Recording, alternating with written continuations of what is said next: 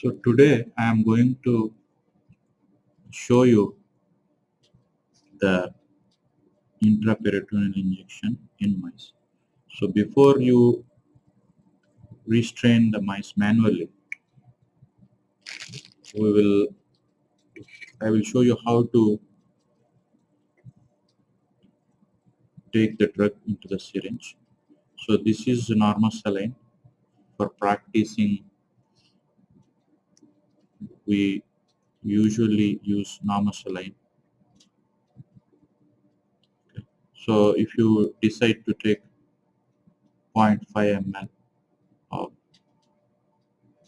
normal saline, so just take a little bit excess quantity, excess volume, and you have to observe the syringe for any air bubbles. If you see air bubbles, just gently by tapping like this, you can remove the air bubbles. And keeping the needle upright, you have to adjust the volume. Okay, so any excess drug should not be wasted, because you have to gently adjust the required volume. So this is how you have to take the drug or injection into the syringe. So keep this syringe ready with its cap, usually with its cap, just so that the needle tip is not damaged. If the needle tip is damaged, even if you by touching the any surface, it will easily get damaged and it will not work properly. That means you will have difficulties in inserting into the muscle, abdominal muscle. So as you have learned how to remove the lid cage gently, then pick up the mice using the base of the tail.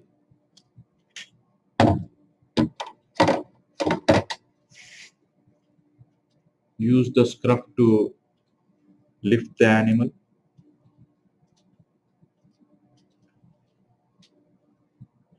And transfer the tail in one hand. And with your preferred hand, you have to handle the syringe. So this is the way, using your two fingers, middle finger and index finger, you should hold the syringe at the end, and your thumb will be used to push the piston to administer the drug. So when you are comfortable with the animal, always try to lower the head so that it's easy to administer the drug. Okay, so you just imagine the midline, the lower abdomen, okay, and with the bevel up, the bevel of this needle up gently, see, with stability, just insert the needle. Then, as I told you, aspirate to check whether there is any fluid, red, green or yellow. If you don't see anything, just slowly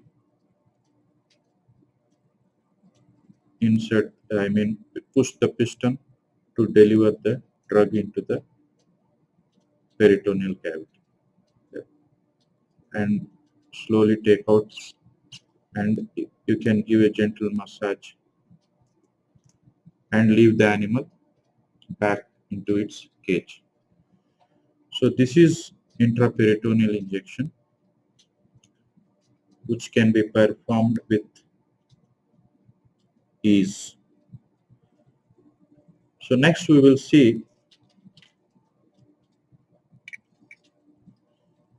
subcutaneous injection. This injection is again very simple. There is no need for aspiration. no need for aspiration. This is given under the skin. So the area can be anywhere on the body of the mice. Wherever you can find loose skin, you can perform this injection, subcutaneous injection under the cutaneous layer. So again, for this manually restrain the mice, like I have shown you before.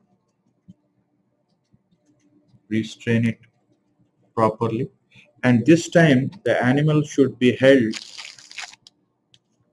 in this fashion, that means in this position, horizontal to the ground or table, because this is one area which can be used for subcutaneous injection. Between the ears, if you see, there is a I am able to hold the skin. So between my two fingers, there is a triangular skin, folding of skin, which can be used for intraperitoneal injection. If you happen to lose, I mean, if the animal is escaping, try to hold it again. So before you decide to administer the injection, you need to have a perfect grip or control over the animal. So now the animal is stable. Just gently insert the needle. Here there is no need for aspiration, and you can give small volumes of 0.1 to 0.2 ml. Okay. So this is subcutaneous injection.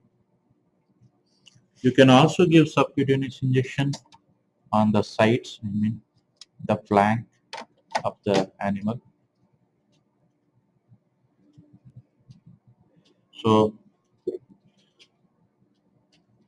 for this, you may need to use a small towel. Cloth towel will be better.